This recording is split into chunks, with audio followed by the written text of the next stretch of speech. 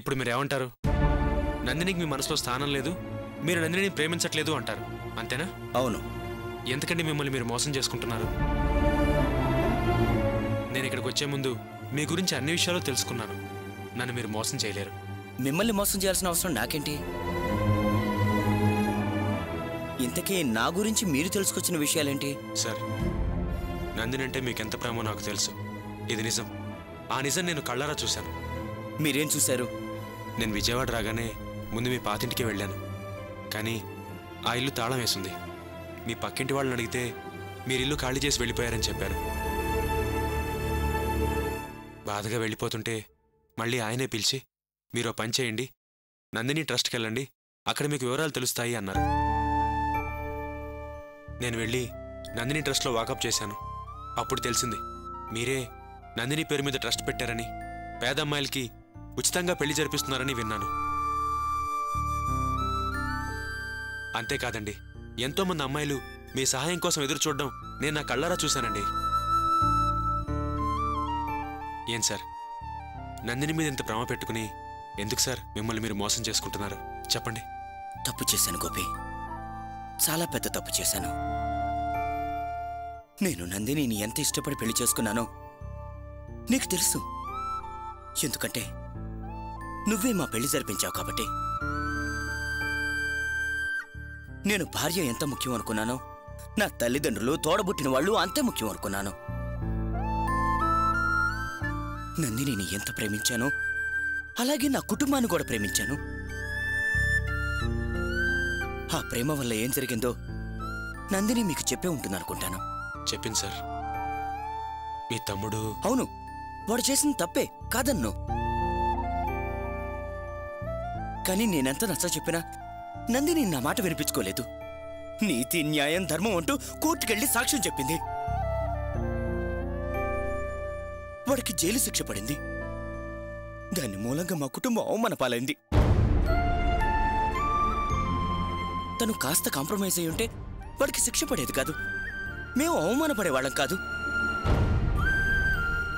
ఆ కోపమే మా మధ్య దూరం పెంచింది, విడాకులకి దారితీసింది. నందిని మా దగ్గర నుంచి దూరమై వెళ్ళిపోయింది గోపి. తరువాత వ్యాపారంలో నష్టాలు రావటం మొదలయ్యాయి. నా తమ్ముడు చేసిన తప్పుని సమర్థించి నందినికి అన్యాయం చేయటం వల్లే అలా జరుగుతుందని చాలా మంది నాకు వినపడేలా మాట్లాడుకోవటం నేను విన్నాను.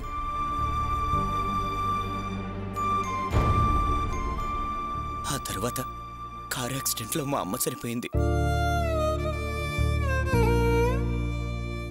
ఆ బాధలో నాన్న మంచాన పడ్డాడు. ఆయన కన్ను మూసే చివరి క్షణాల్లో నా చేయి పట్టుకుని, రే, మనం నందినికి చేసిన ద్రోహమే ఇలా పతనం అవటానికి కారణం అని కన్ను మూశాడు. పోతూ పోతూ ఆ అమ్మాయి పేరుని ఏదైనా చేసి పరిహారం చెల్లించుకోరా అన్నాడు. అందుకే ఆ ట్రస్ట్ పెట్టి నా తప్పుకి ప్రాయశ్చిత్తం చేసుకుంటున్నాను గోపి. సార్, అసలు నందినికి మీరు ఈ విషయం అప్పుడే చెప్పుంటే ఈ పాటికి మీరిద్దరూ కలిసి ఉండేవాళ్ళు. తప్పంతా నా దగ్గర పెట్టుకుని మళ్ళీ ఏ మొహం పెట్టుకుని నందినికి ఫోన్ చేయగలను చెప్పు?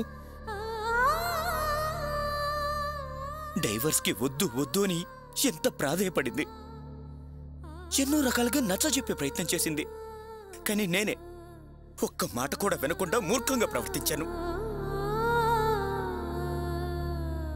మా నాన్న, వాళ్ళ నాన్న మంచి స్నేహితులనే విషయాన్ని మర్చిపోయి పంతానికి వెళ్ళి నా కుటుంబం అంటూ ఆమెను దోషం చేసి బయటికి తరిమేశాను. దానికి ఫలితంగా నేనే పతనమైపోయాను గోపి. ఇంత చేసి ఏ మొహం పెట్టుకుని నేను వెళ్ళి ఆ ముందు నిలబడగలను? కనిపిస్తే మొహం మీద ఉమ్మేస్తుంది. లేదు సార్, నందిని అలా అనుకునే మనిషి కాదు. మీరంటే నందిని కూడా ప్రేమేనండి. గోపి, నన్ను ఓదార్చడానికి అలా మాట్లాడొద్దు. నన్ను ఈ జన్మకి క్షమించదు. లేదు సార్, నిజం చెప్తున్నాను. మీరంటే నందినికి ఎంత ప్రేమ ఉందో నేనే చాలాసార్లు కళ్ళారా చూశాను. ఇప్పుడు అవన్నీ వదిలేండి. నేను వెళ్ళి నందినితో వాళ్ళ నాన్నగారితో మాట్లాడతాను. మళ్ళీ మీ ఇద్దరిని ఒకటి చేస్తాను, సరేనా? నిజంగా మీ ప్రయత్నం ఫలిస్తే నా అంత అదృష్టవంతుడు ఇంకెవరూ ఉండరు. నా బాధలన్నీ తీరిపోతాయి. నా కన్నీళ్లతో ఆమె కాళ్ళు కడిగి నా గుండెల్లో పెట్టుకు చూసుకుంటాను. నాకు సంతోషంగా బతికే అవకాశం దొరుకుతుంది. తప్పకుండా దొరుకుతుంది సార్. మీరు చాలా మంచివారు. నందిని కూడా ఆ విషయం తెలుసు. మీరిద్దరూ ఒకటవుతారు. నా మాట నమ్మండి. నిజంగా నిజంగా వస్తుందా గోపి? నిజంగా వస్తుంది సార్. నేను ఇప్పుడే వెళ్ళి నందినితో మాట్లాడి తనతో నేనే మీకు ఫోన్ చేయించి మాట్లాడిస్తాను. చూడండి సార్, నేను ఈరోజు ఇలా ఉన్నానంటే దానికి నందినే కారణం. నందిని కూడా బాగుండాలని కోరుకున్నాను కాబట్టి నేను ఇక్కడ దాకా వచ్చి మీతో మాట్లాడుతున్నాను సార్. నన్ను నమ్మండి, మీరిద్దరూ ఒకటవుతారు. సరే గోపి, సరే. మరి నేను బయలుదేరుతాను సార్. సరే Gopi, thank you very much. అయ్యో పర్వాలేదండి, ఉంటాను. ఓకే.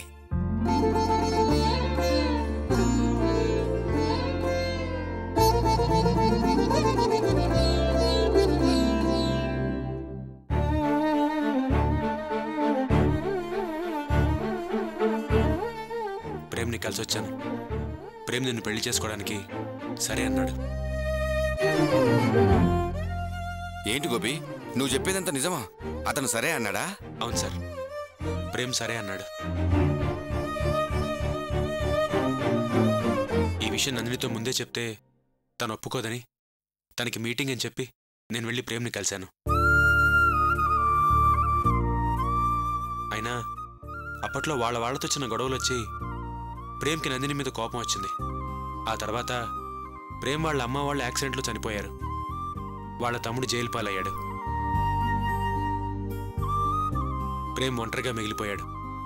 అప్పుడు అతను చేసిన తప్పుకి ఇప్పుడు పశ్చాత్తాపడుతున్నాడు.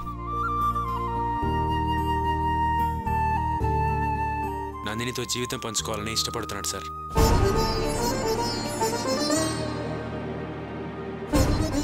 మీరేమంటారు సార్? నేనేమంటాను గోపి, కన్నతండ్రి కోరుకునేది కూతురు సంసారం బాగుండాలనే కదా. వాళ్ళు కలిసి ఉండడం కన్నా నాకు కావాల్సింది ఇంకేముంది చెప్పు?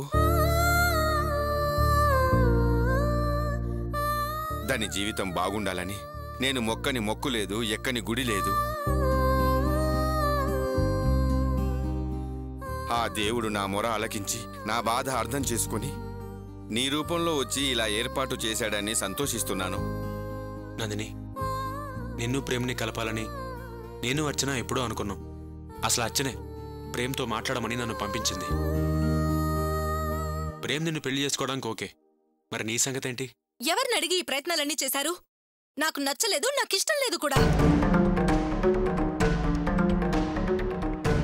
నందిని, ఏంటి సార్ నందిని ఇలా మాట్లాడుతోంది? అమ్మా నందిని, ఇది నీ జీవితం అమ్మా. నిన్ను అడగకుండా అక్కడికి వెళ్ళడం గోపి తప్పే కావచ్చు, కానీ గోపి చేసిన ప్రయత్నం నీ మంచి కోరే కదమ్మా.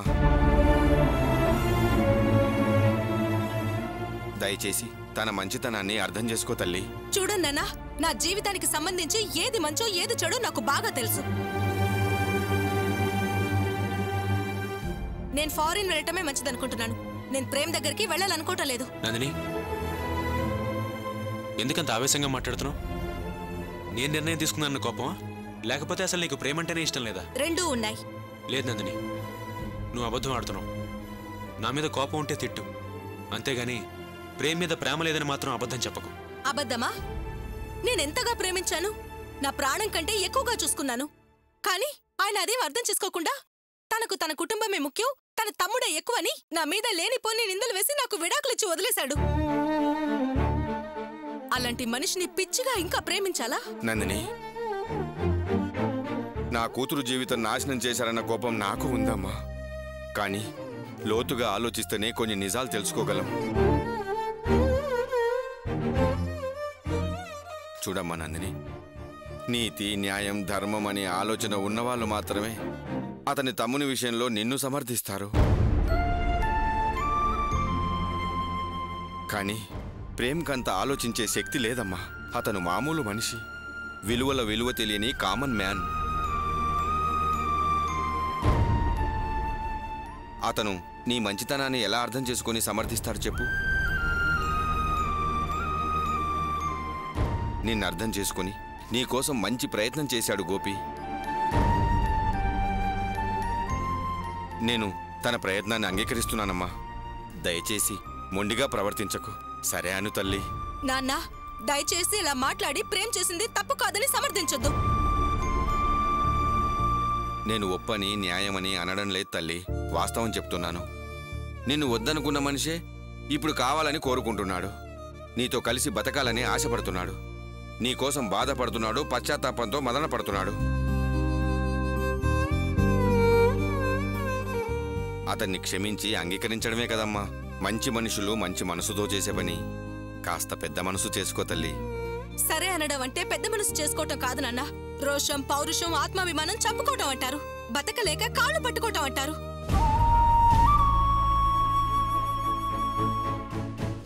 వద్దని విసిరేయగానే దూరంగా వెళ్లి పడ్డానికి, మళ్ళీ కావాలంటే ఇమిడిపోవడానికి నేనేం ఆటబొమ్మని కాదు నాన్న, జీవం ఉన్న మనిషిని. తలోంచి వెళ్ళటం అంటే నా దృష్టిలో చచ్చి బతకటమే. నా మనసుని ఎవరు అర్థం చేసుకోరేంటి? నందిని, నువ్వేంటో నీ మనసేంటో నాకు బాగా తెలుసు. భార్యాభర్తల బంధం అనేది చాలా సున్నితమైంది. అది ఆ భర్తకి భార్యకి తప్ప బయట వాళ్ళకి అర్థం కాదు. ఏ చిన్న పొరపాటు జరిగినా జీవితాలే నాశనం అయిపోతాయి. రోషానికి పౌరుషానికి పోయి నీ జీవితం నాశనం చేసుకోవద్దు నందిని. నీకు ప్రేమంటే ఇష్టం, ప్రేమంటే ప్రేమ ఉంది. ఆ విషయం మాకు బాగా తెలుసు. నీ మంచి కోసమే ఇలా ఆలోచించాం. చూడు, ఈ వయసులో మీ నాన్నగారికి నీ కష్టాలు అవసరం అంటావా? ఒకసారి ఆయన పాయింట్ ఆఫ్ వ్యూలో ఆలోచించు. ప్లీజ్ నందిని, నిన్ను మోసం చేసుకోవద్దు. దయచేసి ప్రేమని పెళ్లి చేసుకోవడానికి ఒప్పుకో. ప్లీజ్. అయినా నాతో నువ్వే చాలాసార్లు చెప్పావు, ఓ మనిషి తప్పు తెలుసుకుని పశ్చాత్తాపడితే ఆ మనిషిని క్షమించాలి అన్నావు. నువ్వు చెప్పిన మాట వినే నేను వాసుని క్షమించాను. ఈరోజు వాసు రేవతి ఒకటయ్యారు. అంతా నీ మూలంగానే. నువ్వే ఇదంతా చేసి ఇప్పుడు నువ్వే ఇలా మాట్లాడితే ఎలా? ఏనందిని, నీకో న్యాయం నాకో న్యాయమా? అలా అని నువ్వు నన్ను కన్విన్స్ చేయాలని ప్రయత్నించకు గోపి. నా నిర్ణయం మారదు. ఇప్పుడేమంటావు? ప్రేమతో కలిసి ఉండలేనంటావు. చెప్పాను కదా, అంతే. ప్రేమని పెళ్లి చేసుకోను అంటావు. అవును. సరే, ప్రేమంటే నీకు ఇష్టం లేదని, నువ్వు ప్రేమని ప్రేమించట్లేదని ప్రేమ మీద ప్రమాణం చేసి చెప్పు. నువ్వు ప్రమాణం చేయనందిని ఇంకెప్పుడు ఈ విషయం గురించి నేను మాట్లాడను. This is too much Gopi. నేను నా నిర్ణయం అంత స్పష్టంగా చెప్పిన తర్వాత మళ్ళీ ప్రమాణం ఏంటి? ఏ, నీ నిర్ణయం అంత స్పష్టంగా ఉన్నప్పుడు ప్రమాణం చేయడానికే ప్రమాణం చేయి. అది అది కాదు గోపి. నాకు తెలిసినందుని నువ్వు ప్రమాణం చేయలేవు. ఎందుకంటే నీకు ప్రేమ అంటే ప్రాణం.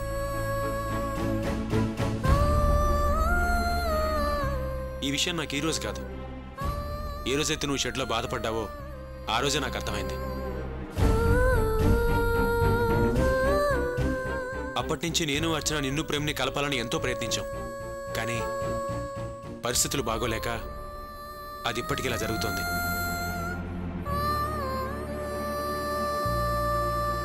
ప్లీజ్ నందిని, ఎందుకు చెప్తున్నానో అర్థం చేసుకో. మా జీవితం బాగుండడానికి నువ్వే కారణం. నీ జీవితం కూడా బాగుండాలి.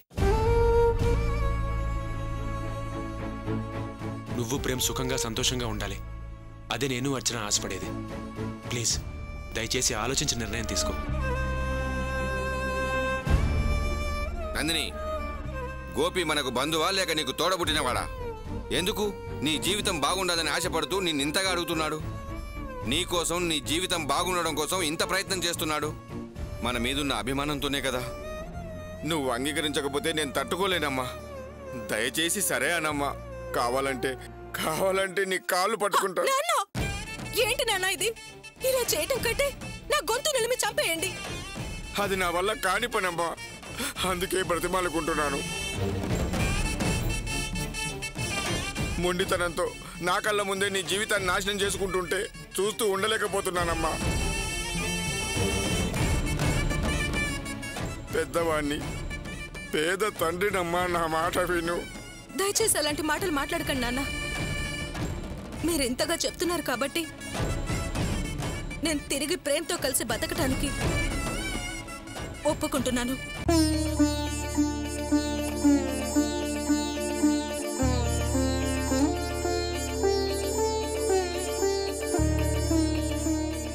చాలమ్మా, ఈ మాట చాలు. నీ మాట నాకు బ్రతుకు మీద ఆశ కలిగించింది.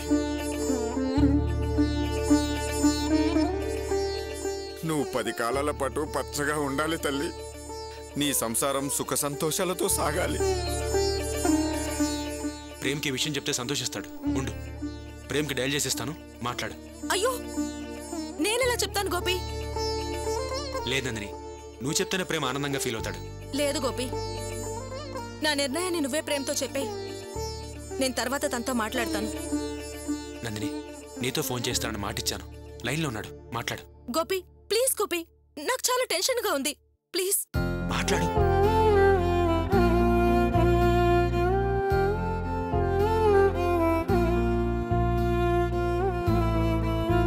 గోపి వెళ్ళాక నందిని చేత ఫోన్ చేస్తానని చెప్పాడు. ఇంకా చేయలేదంటే నందిని ఒప్పుకుంటుందా? గోపి గోపి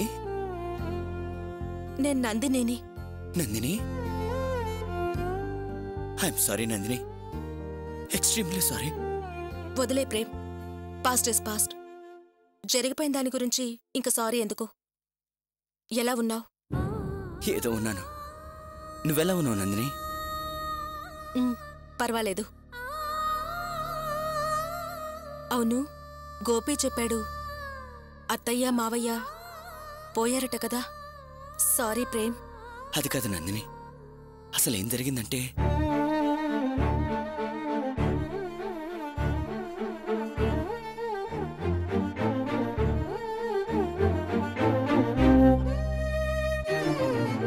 గోపి, ఎన్ని రోజుల తర్వాత నా కూతురు ముఖంలో ఆనందం చూస్తున్నాను. దానికి కారణం నువ్వు అర్చనే. మీకెలా కృతజ్ఞతలు చెప్పాలో తెలియట్లేదు. సార్, కృతజ్ఞతలు చెప్పి మమ్మల్ని పరాయి వాళ్ళని చేయకండి సార్. మీరు మాకు చేసిన దాంతో పోలిస్తే మేము మీకు చేసింది ఏమీ లేదు సార్. వాళ్ళిద్దరూ విడిపోయారు, మళ్ళీ ఒకటవుతున్నారు. చాలా ఆనందంగా ఉంది సార్. పెళ్లి మాత్రం బ్రహ్మాండంగా చేద్దాం, గ్రాండ్గా చేద్దాం సార్. వద్దు గోపి, అలా చేస్తే జనం ముక్కు మీదేలేసుకొని అదో రకంగా మాట్లాడుకుంటారు. అంతగా కావాలనుకుంటే రిజిస్టర్ ఆఫీసులో చేసేద్దాం. అవును సార్, మీరు చెప్పేది పాయింటే. రిజిస్టర్ ఆఫీస్లోనే చేద్దాం సార్, ఈ వారంలోనే చేద్దాం. ఇది దాని మెల్లో ముడిపడబోయే 2వ మంగళసూత్రం. ఈ బంధం జీవితాంతం ముడిపడి ఉండాలి. మంచి ముహూర్తంలో చేయాలి. నాకు తెలిసిన మంచి పురోహితుడున్నాడు. నేను అతన్ని కలిసి మాట్లాడి మీకు కబురు చేస్తాను. అలాగే సార్, నాకు పనుంది, నేను బయలుదేరుతాను. అలాగే గోపి, వస్తాను సార్.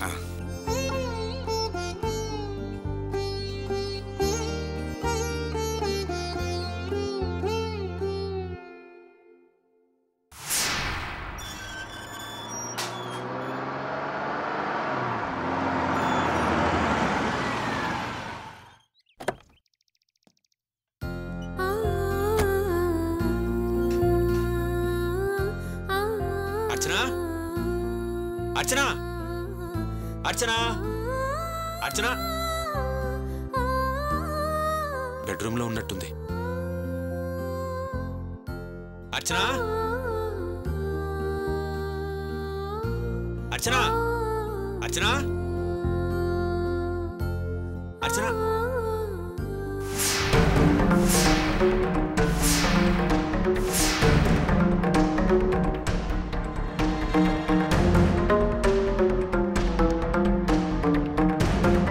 అర్చనా,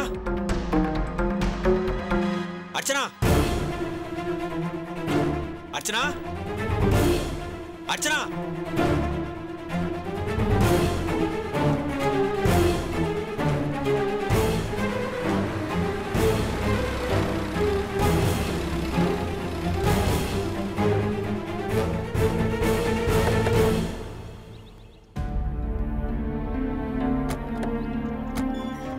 జాగ్రత్త అక్క.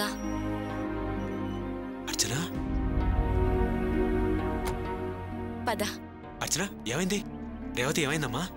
ఏంటి బావా, చేయాల్సిందంతా చేసి ఎంత బాగా ఏమైంది అని అడుగుతున్నారు? అలా అంటావేంటమ్మా? నేనేం చేశాను? ఏం లేదు బావా, ఇది ఆనందించాల్సిన సమయం. ఆనందించాల్సిన సమయమా? అసలు విషయం ఏంటో వివరంగా చెప్పమ్మా. బావా, మిమ్మల్ని ఇంటికి తీసుకెళ్దామని నేను వాసు ఇక్కడికి వచ్చాం. అప్పుడు అక్క ఉన్నట్టుండి కళ్ళు తిరిగి కింద పడిపోయింది. ఏంటా అని హాస్పిటల్ తీసుకెళ్దాం. అక్కడ డాక్టర్ వివరంగా చెప్పారు, అర్చనక్క కన్సీవ్ అయిందట. రేపే మనది ఎన్నటికైనా విజయం మనదే. రేపటి కోసం సాగర నిత్యం, రేపటిలోనే ఉందో స్వర్గం. ఇది నిజమని తెలియమురా, నిన్నటి నీడలు దాటి కనరా వెలుగు. రేపటి ఆశలు నీకు మార్గం చూపు. ముందు ఉంది కొత్త లోకం, సాగర వెనకకు మరలకురా.